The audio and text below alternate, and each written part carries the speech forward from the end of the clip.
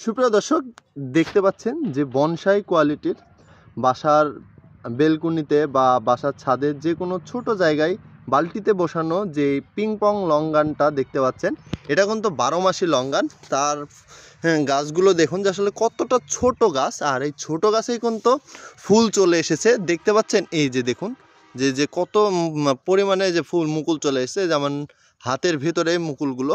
এর আগেও কিন্তু আমরা ছোট গাছে ফুলসহ গাছ দেখিয়েছি।